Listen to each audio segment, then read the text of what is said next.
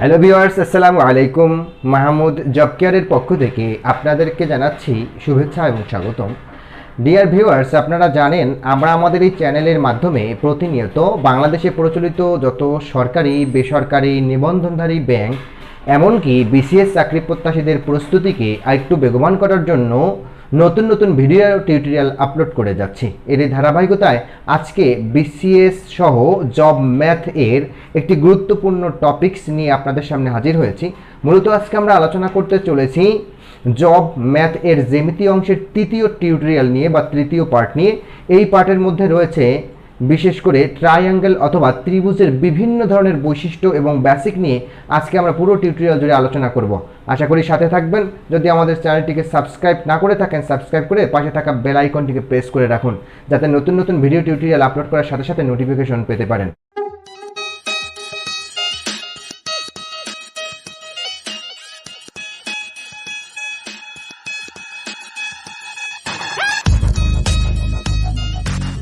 আমরা জানি মূলত ত্রিভুজ কাকে বলে। কোশ্চেনের উত্তরে সবাই বলি তিনটি বাহু দ্বারা আবদ্ধ ক্ষেত্রকে ত্রিভুজ বলা হয়। যেমন মনে করেন তিনটি বাহু দ্বারা আবদ্ধ ক্ষেত্র হতে হবে। এই তিনটি বাহু যেমন A B C, A B একটি বাহু, বিসি একটি বাহু এবং এসি এর একটি বাহু। তিনটি বাহু দ্বারা আবদ্ধ একটা ক্ষেত্র। এই আবদ্ধ ক্ষেত্রকে বা এই যে একটা আকৃতিটাকে আমরা ত্রিভুজ বলে থাকি। এই ত্রিভুজের অনেকগুলো বৈশিষ্ট্য আছে, যেমন একটা মানুষের বিভিন্ন ধরনের বৈশিষ্ট্য থাকতে পারে এবং আছে। একইভাবে ত্রিভুজ হিসেবে তার অনেকগুলো বৈশিষ্ট্য রয়েছে। সর্বপ্রথম ত্রিভুজের বৈশিষ্ট্য হচ্ছে ত্রিভুজের তিন কোণের সমষ্টি 180 ডিগ্রি হয়। ত্রিভুজের তিন কোণের সমষ্টি 180 ডিগ্রি হয়, অর্থাৎ এই হচ্ছে একটি ত্রিভুজ। এর এই তিনটি কোণকে আমরা যদি যোগ করি তাহলে যোগ করলে 180 ডিগ্রি পাওয়া যাবে। ওকে, এর ফার্স্ট বৈশিষ্ট্য বা ক্যারেক্টার। দ্বিতীয়টি হচ্ছে ত্রিভুজের যে কোনো একটি বাহুকে বর্ধিত করলে যে বহিস্থ কোণ উৎপন্ন হয়, সেই বহিস্থ কোণের অন্তঃস্থ বিপরীত কোণ দুটির যোগফল ওই বহিস্থ কোণের সমান হয়। আশা করি বুঝেন নাই এখনো। সেটা হচ্ছে এখানে এই হচ্ছে ত্রিভুজ, তাই না? এই ত্রিভুজের যে কোনো একটি বাহুকে আমি বর্ধিত করব। এখানে এ বি সি একটি ত্রিভুজ। আচ্ছা, একটি বাহু আমি যদি বর্ধিত করি, অর্থাৎ এই বিসি বাহুকে এই ডানে বর্ধিত করলাম, অর্থাৎ যে কোনো ত্রিভুজের যে কোনো একটা বাহুকে বর্ধিত করলে এই বাহিরে যে কোণটা তৈরি হয় এটাকে বলা হয় বহিস্থ কোণ। কি বলা হয়? বহিস্থ কোণ। এই বহিস্থ কোণের যে পরিমাণ হয়, এটার যে পরিমাণ, মনে করি এটা 70 ডিগ্রি ধরে নিলাম। যে এই বহিস্থ যে কোণটা তৈরি হলো, এই বিসি বাহুকে ডি পর্যন্ত বর্ধিত করার ফলে সি বিন্দুতে এ সিডি যে বহিস্থ কোণ তৈরি হলো, এই বহিস্থ কোণটা আমরা ধরে নিলাম যে এখানে 70 ডিগ্রি কোণ তৈরি হয়েছে, অথবা ধরে নিন যে এখানে 120 ডিগ্রি কোণ তৈরি হয়েছে। হ্যাঁ, এখন এখানে সবথেকে বড় বেসিক হচ্ছে এই বহিস্থ কোণের অন্তঃস্থ কোণ কোনটা। অবশ্যই এই ভেতরে যে কোণটা তৈরি হয়েছে ত্রিভুজের ভেতরে, এইটি হচ্ছে তার এই বহিস্থ কোণের অন্তঃস্থ কোণ। এখানে আমি যেটা বলেছি সেটা হচ্ছে গিয়া, এখানে বড় বেসিক হচ্ছে বহিস্থ কোণ তৈরি হলে বহিস্থ কোণের অন্তঃস্থ বিপরীত কোণ দুটির যোগফল সেই বহিস্থ কোণের সমান হয়। এর মানে হচ্ছে এই কোণটি এ কোণ এবং বি কোণ, এর মানে এ কোণ যোগ বি কোণ সমান সমান হচ্ছে 120 ডিগ্রি।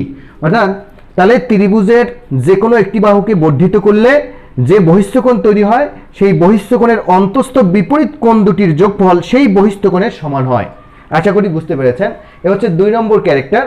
আরেকটা হচ্ছে ত্রিভুজের দুটি বাহুর মধ্যে অথবা ত্রিভুজের যে কোনো একটি বাহু অপেক্ষাকৃত বড় হলে বড় বাহুর বিপরীত কোণ ক্ষুদ্রতর বাহুর বিপরীত কোণ অপেক্ষা বৃহত্তর হয়।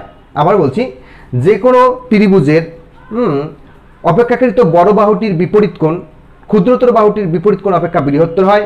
একইভাবে কোনো একটি ত্রিভুজের বৃহত্তম কোণের বিপরীত বাহু ক্ষুদ্রতম কোণের বিপরীত বাহু অপেক্ষা বৃহত্তর হয়। ওকে, আচ্ছা, এরপরে আসুন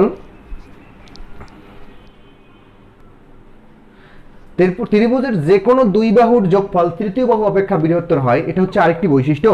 যে মনে করুন যে এই এবিসি একটা ত্রিভুজ, এবি বাহু এবং বিসি বাহু এই দুটো বাহুর যোগফল অবশ্যই তৃতীয় বাহু এসি অপেক্ষা বৃহত্তর হবে।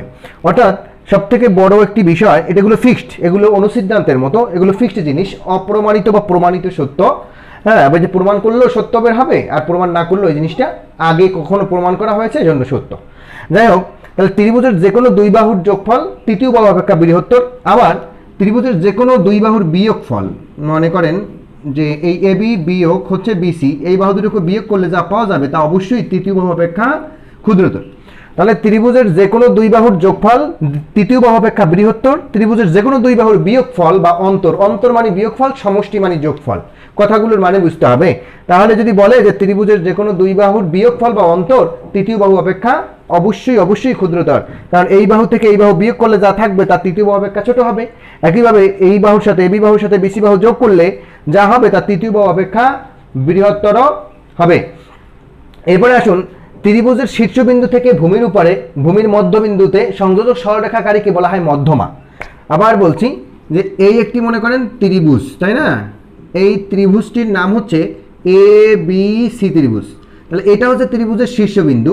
এই শীর্ষবিন্দু এ থেকে এর ভূমি কি বিসি, এই বিসি এর উপরে যদি একটি এই সংযোগ রেখা টানা হয়, তাহলে এই সংযোগ রেখাটাকে মনে করুন বলা হয়, এই সংযোগ রেখা এডি রেখাটি হচ্ছে মধ্যমা। তাহলে একটা ত্রিভুজের সর্বোচ্চ 3টা মধ্যমা থাকে। কয়টা? একটা ত্রিভুজের সর্বোচ্চ 3টি। আবার দেখুন, এই কোণটাকে এখান থেকে যদি এই এসি বাহুর মধ্যবিন্দু বরাবর একটা সংযোজক রেখা টানা হয়, তখন এটা হবে কি আবার আরেকটি মধ্যমা। একইভাবে এই সি কোণের এখান থেকে এবি বাহুর এই মধ্যবিন্দু বরাবর যদি একটি রেখা টানা হয়, এটা হবে আরেকটি মধ্যমা। তাহলে একটি রেখাকে ডিইএফ, এখানে অনেকগুলো বেসিক আছে, সুন্দর করে লক্ষ্য করবেন যে ত্রিভুজের এই 3টি কোণ তার বিপরীত বাহু মধ্যবিন্দুর সংযোগ করলে যে যাগুলো পাওয়া গেছে এগুলো সব হচ্ছে মধ্যমা। তাহলে একটা ত্রিভুজের সর্বোচ্চ 3টে মধ্যমা থাকে। তাহলে এখানে হচ্ছে এই বিই একটি মধ্যমা, এডি একটি মধ্যমা এবং সিএফ আরেকটি মধ্যমা। মধ্যমা 3টি যে বিন্দুতে মিলিত হয়, এই বিন্দুটা মিলিত হয়েছে, এই মিলিত বিন্দুটার নাম দিলাম ও, তাহলে ওই বিন্দুটাকে বলা হয় সমবিন্দু। তাহলে ত্রিভুজের মধ্যমা ত্রয় যে বিন্দুতে মিলিত হয় তাকে বলা হয় সমবিন্দু। এখানে সবথেকে বড় কথাটা হচ্ছে যে কোনো মধ্যমা পরস্পরকে 2:1 অনুপাতে বিভক্ত করে দেয়। অর্থাৎ যে কোনো মধ্যমা এই যে পরস্পরকে বিভক্ত করেছে 2:1 অনুপাতে। এটা একটা ফিক্সড জিনিস। যে কোনো মধ্যমা পরস্পরকে 2:1 অনুপাতে বিভক্ত করে দেয়। এখানে 3টি বেসিক বলেছি। একটি হচ্ছে ত্রিভুজের যে কোনো কোণ তার বিপরীত রেখা অথবা শীর্ষবিন্দু তার ভূমির মধ্যবিন্দুর সংযোজক রেখাংশকে মধ্যমা বলে। একটা ত্রিভুজের সর্বোচ্চ 3টি মধ্যমা থাকে। মধ্যমা ত্রয় যে বিন্দুতে মিলিত হয় তাকে বলা হয় সমবিন্দু, এবং এই সমবিন্দুতে মধ্যমা ত্রয় পরস্পরকে বিভক্ত করে, সে অনুপাতটা হচ্ছে 2:1 অনুপাতে। অর্থাৎ একটা মধ্যমা একটা মধ্যমাকে ভাগ করলে 2:1 অনুপাতে বিভক্ত করে ফেলে। আশা করি বুঝতে পেরেছেন। এরপরে আমরা আলোচনা করব, ডিয়ার ভিউয়ার্স, ত্রিভুজের মধ্যমা ত্রয়, যে এতক্ষণ আমরা মধ্যমা আঁকলাম, এই মধ্যমা, এখানে যে একটি মধ্যমা টানলাম, এই একটি মধ্যমা, এই একটি মধ্যমা, হ্যাঁ, যেমন এ বি সি ত্রিভুজ এর ডিইএফ অর্থাৎ এই এডি সিএফ এবং বিএফ এরা হচ্ছে মধ্যমা। বিএফ বলতে আবার অন্য কিছু বুঝেন না, যাই হোক না কেন, এখানে ত্রিভুজের 3টি মধ্যমা আমরা অলরেডি জেনে গিয়েছি। এখন এই 3টি মধ্যমা যেমন এডি যোগ বিই যোগ হচ্ছে সিএফ, এই 3টি মধ্যমার যোগফল অবশ্যই 3 বাহুর যোগফল বা পরিসীমা অপেক্ষা ছোট হবে। তাহলে এবি প্লাস বিসি প্লাস হচ্ছে সিএ। অর্থাৎ আমি যেটা বলতে চাচ্ছি এখানে সেটা হচ্ছে ত্রিভুজের মধ্যমা ত্রয়কে যোগ করলে যেই পরিমাণ হয়, সেই ত্রিভুজের 3 বাহুকে যোগ করলে তার থেকে বেশি হয়। অর্থাৎ ত্রিভুজের মধ্যমা ত্রয়ের যোগফল ত্রিভুজের পরিসীমা অপেক্ষা ক্ষুদ্রতর, অথবা ত্রিভুজের বাহু 3টির বা ত্রিভুজের পরিসীমা ত্রিভুজের মধ্যমা ত্রয়ের যোগফল অপেক্ষা বৃহত্তর, যেভাবে বলুন। ওকে, আচ্ছা, এরপরে দেখুন যে ত্রিভুজের এই শীর্ষবিন্দু থেকে, মনে করুন এ বি সি একটি ত্রিভুজ, শীর্ষবিন্দু থেকে এই বিসি রেখার মধ্যবিন্দুতে একটি সরলরেখা টানলাম। এটা হচ্ছে কি মধ্যমা, এটা কি মধ্যমা। তাহলে ত্রিভুজের যে কোনো দুই বাহুর যোগফল, ত্রিভুজের যে কোনো দুই বাহু কি মনে করুন এ বি একটি বাহু প্লাস হচ্ছে বিসি আরেকটি বাহু, ত্রিভুজের যে কোনো দুই বাহুর যোগফল এই মধ্যমার দ্বিগুণ অপেক্ষা বৃহত্তর হয়। মধ্যমার দ্বিগুণ মানে এডি, এই এডির সাথে 2 গুণ করে দেন, তাহলে এডিকে 2 গুণ করলে যা হবে তা এই ত্রিভুজের যে কোনো দুই বাহুর যোগফল অপেক্ষা ও হবে ছোট, ওরা হবে বড়। আশা করি বুঝতে পেরেছেন। এরপরে আমরা একটা গুরুত্বপূর্ণ বেসিক নিয়ে আলোচনা করব। আমরা জানি ত্রিভুজের যে কোনো 3 কোণের, যে কোনো বলতে কি ত্রিভুজের কোণই তো 3টা, 3 কোণের সমষ্টি হয়েছে 180 ডিগ্রি।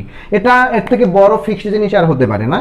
যে এই একটি ত্রিভুজ, সুন্দর করে লক্ষ্য করবেন, আমি এখান থেকে খুব গুরুত্বপূর্ণ আলোচনা করতে চলেছি যে হ্যাঁ রে ত্রিভুজ। আচ্ছা, তাহলে এখানে হচ্ছে এ আর হচ্ছে বি, এই সি একটি ত্রিভুজ। আমরা সবাই জানি ছোটবেলা থেকে ত্রিভুজের 3 কোণের সমষ্টি হচ্ছে 180 ডিগ্রি। তাহলে এই যে এবিসি একটা ত্রিভুজ, ও যেহেতু ত্রিভুজ সুতরাং ওরও কি 180 ডিগ্রি 3 কোণের সমষ্টি। সবচেয়ে মজার মানে বিষয় হচ্ছে ক্রম অনুসারে যদি আমরা ত্রিভুজের 3টি বাহুকে বর্ধিত করি তাহলে উৎপন্ন বহিস্থ কোণগুলোর যোগফল হবে 4 সমকোণ বা 360 ডিগ্রি। যেমন এই বিসি বাহুকে যদি এই পর্যন্ত বর্ধিত করি ডি পর্যন্ত, এই সি এ বাহুকে যদি ই পর্যন্ত বর্ধিত করি, এই ই পর্যন্ত বর্ধিত করলাম, এবং এই এবি বাহুকে এ আসেন এ পর্যন্ত বর্ধিত করলাম, তাহলে দেখুন এই ক্রম অনুসারে বলছে, মানে এলোমেলো ভাবে না যে এইটাকে এদিকে বাড়ালাম আবার এইটাকে এদিকে বাড়াবো, তা না। অর্থাৎ এই ক্রম অনুসারে একই দিক থেকে যথাক্রমে যদি ত্রিভুজের বাহু 3টিকে বর্ধিত করা হয় তাহলে 3টা বহিস্থ কোণ তৈরি হয়। এখানে এসিডি একটি বহিস্থ কোণ, একইভাবে এখানে এই ইডি ই এ বি আরেকটি বহিস্থ কোণ, এবং এখানে এই হচ্ছে আপনার সি বি এফ, এইটা আরেকটি বহিস্থ কোণ, তাই না? তাহলে এই বহিস্থ কোণ যে 3টা তৈরি হলো এদের যোগফল হয় 360 ডিগ্রি, 360 ডিগ্রি। অর্থাৎ ত্রিভুজের 3টি বাহুকে যথাক্রমে বা ক্রম অনুসারে বর্ধিত করলে যে বহিস্থ কোণ তৈরি হয় তাদের যোগফল হবে 360 ডিগ্রি বা 4 সমকোণ। এখন কথা হচ্ছে যে এখানে আরেকটি বেসিক, এটা একটি সমবাহু ত্রিভুজ। মনে করুন এটি একটি সমবাহু ত্রিভুজ। সমবাহু ত্রিভুজের আমরা ত্রিভুজের শ্রেণীবিভাগে এখনো যাইনি। সমবাহু ত্রিভুজ বলে তাকে যে ত্রিভুজের 3টি বাহু সমান। এখন এই সমবাহু ত্রিভুজের যে কোনো একটি বিন্দুতে 2টি বাহুকে বর্ধিত করলে, যে এবিসি একটি ত্রিভুজ, একটা সমবাহু ত্রিভুজ, এই ত্রিভুজের যে কোনো একটি বিন্দুতে, মনে করেন সি বিন্দুতে আমরা এই বিসি বাহুকে ডি পর্যন্ত আর এই এসি বাহুকে ই পর্যন্ত বর্ধিত করলাম। তাহলে বর্ধিত করলে 2টো বহিস্থ কোণ তৈরি হয়। কয়টা? 2টা। একটা হচ্ছে এই আর একটি হচ্ছে এই, তাই তো? এই একটি বহিস্থ কোণ, একটি বহিস্থ কোণ।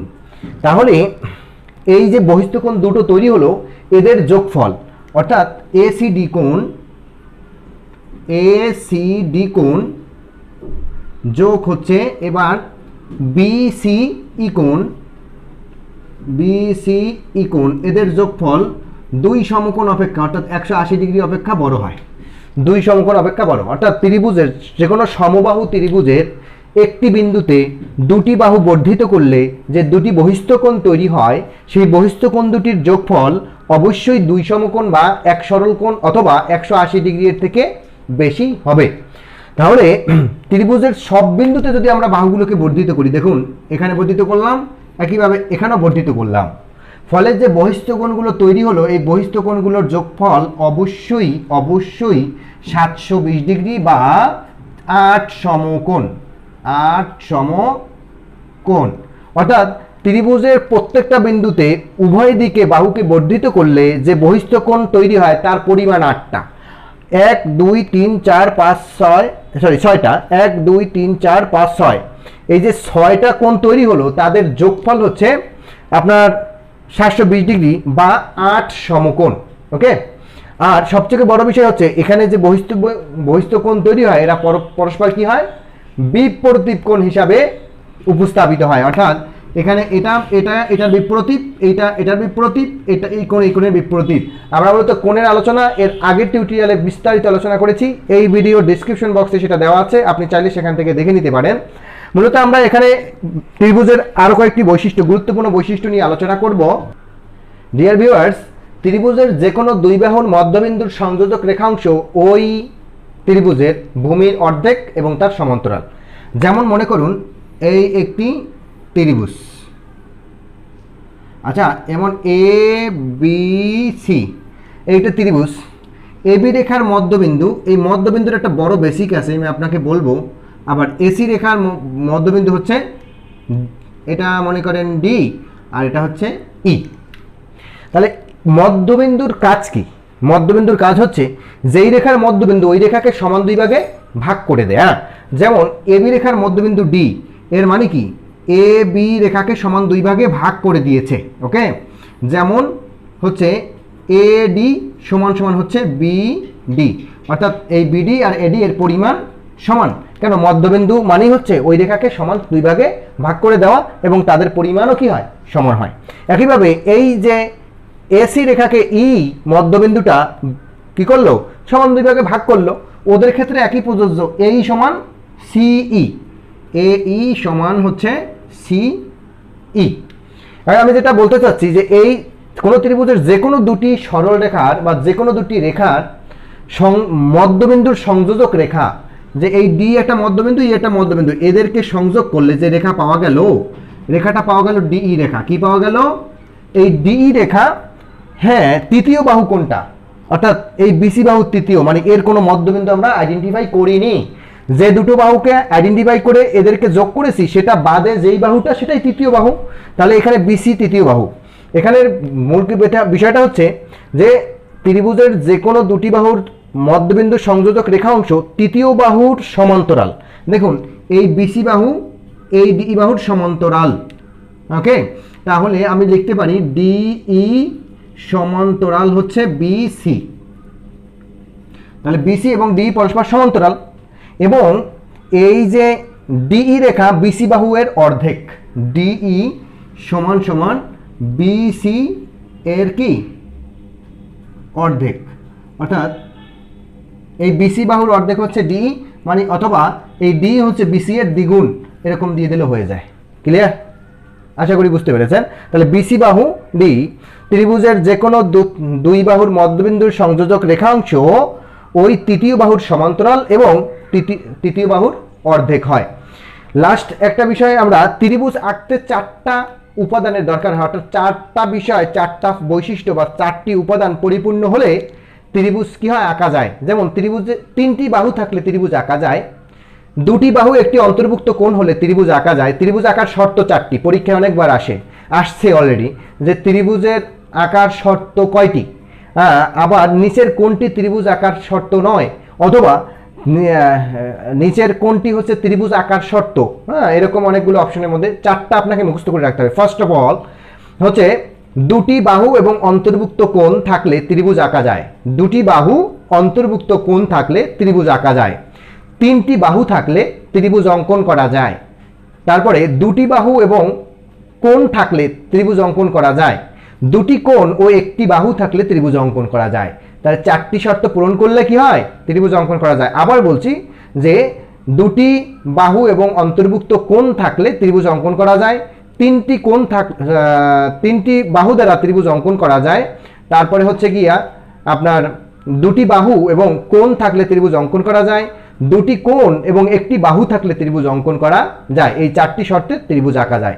আমরা ত্রিভুজের অলরেডি সকল বৈশিষ্ট্যগুলোই আলোচনা করে ফেলেছি। এর পরবর্তীতে আমরা ত্রিভুজের পরবর্তী টিউটোরিয়াল অর্থাৎ 4 নম্বর টিউটোরিয়াল থেকে আমরা ক্লাসিফিকেশন অফ ট্রায়াঙ্গল আলোচনা করব, অর্থাৎ ত্রিভুজের শ্রেণী বিভাগ নিয়ে বিস্তারিত আলোচনা করব। তখন আবার বৈশিষ্ট্যগুলো সুন্দর করে আপনাদেরকে আইডেন্টিফাই করে বোঝাবো। সে পর্যন্ত ভালো থাকবেন, সুস্থ থাকবেন এবং আমাদের সাথেই থাকবেন। এবং আমাদের টিউটোরিয়ালগুলো পেতে চ্যানেলটিকে সাবস্ক্রাইব করে পাশে থাকা বেল আইকনটি প্রেস করে রাখুন, যাতে নতুন নতুন ভিডিও টিউটোরিয়াল আপলোড করার সাথে সাথে নোটিফিকেশন পেয়ে যান। ভালো থাকবেন, সুস্থ থাকবেন।